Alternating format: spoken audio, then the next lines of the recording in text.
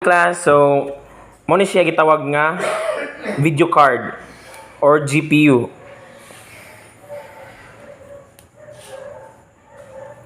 So ang GPU mura po ni sa processor no naa ni siya gitawag nga cooler pod and heatsink. So atong i-try open ang GPU ha.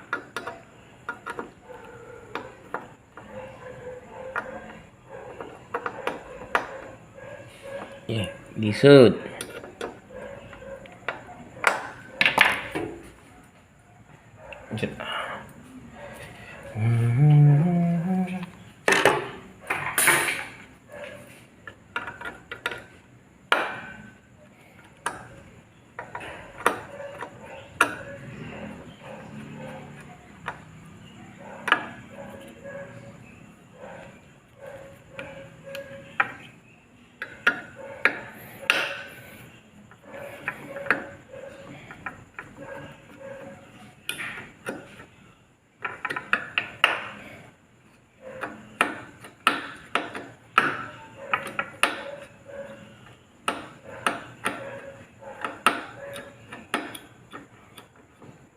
So, kung natin GPU, ato na siyang i-maintain pod same sa ato ang processor.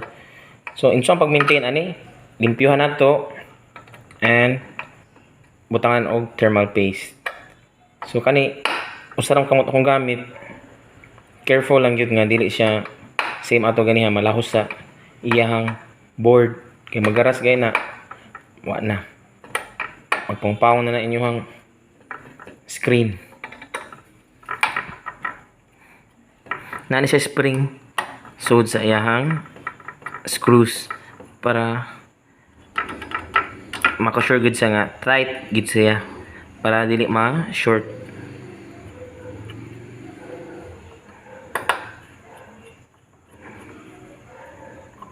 Okay. So, tangon.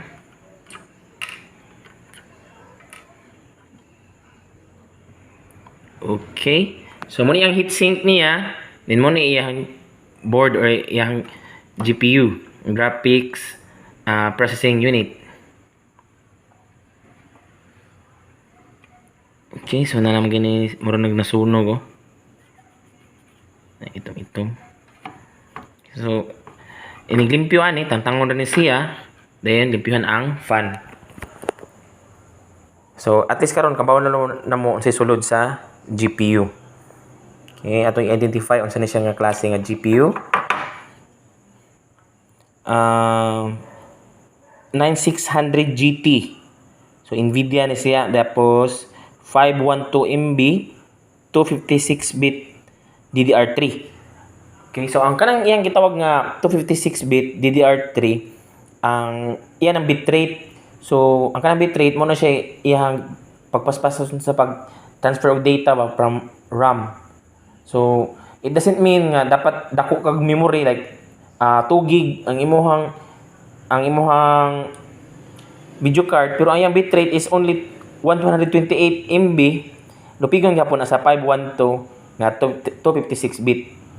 Especially dapat karon sa panahon karon dili na magamit aning DDR3. So na sa mga DDR5 ha.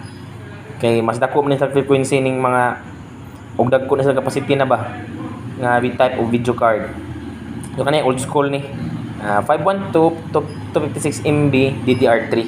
Pero makaduha gyapon ni siya og duta to man akong gamit sa una. Okay, sa atong itawag balik ang mga screws. So ito mong lang sa lungag kani na once placed na same lang sa pagtaod sa motherboard ha. Okay, careful lang.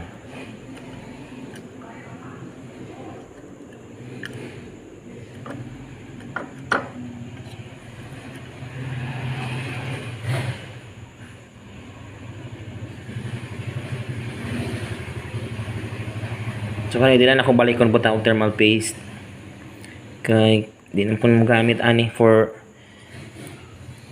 educational purposes lang ato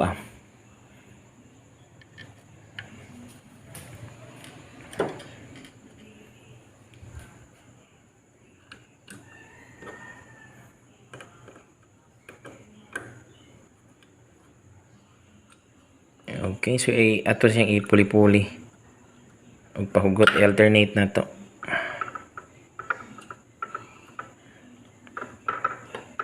So if kamo na ni sa inyo ha, amping mo ani kay mahal sa baning GPU or graphics card.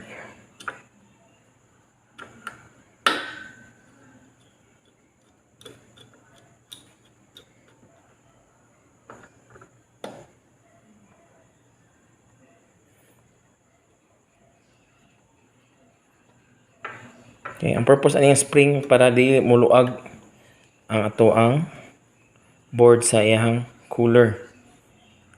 Okay, mag heavy gaming ta, naluag na, so ma-overheat. Which ang delikado, masunog atong GPU, maapil pa ato ang board. Dako na problema. Okay, so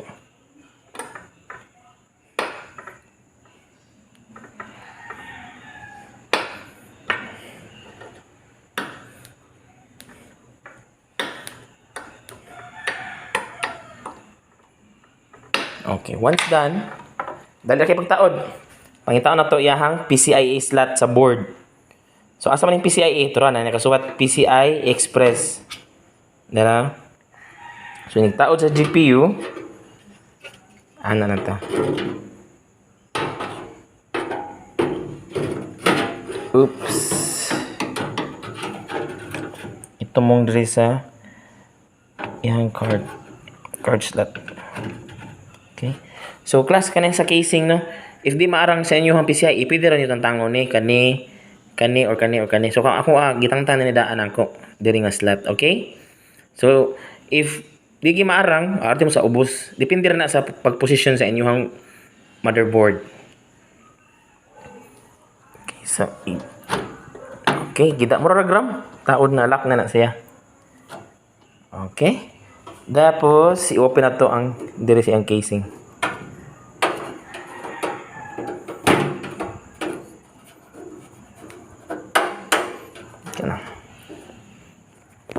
Itong ablihan.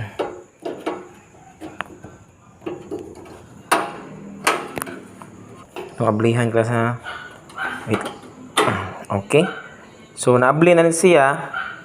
Ato din ibutangan og screw diri. Isa nga screw.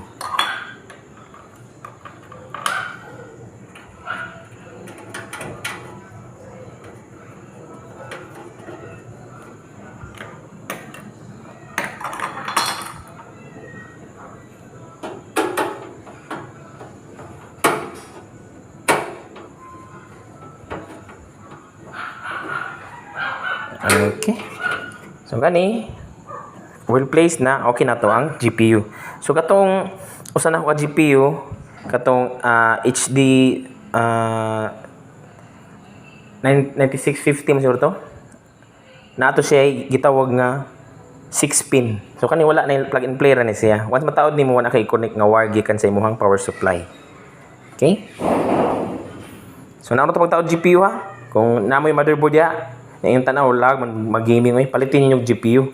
So naano to pagtaod.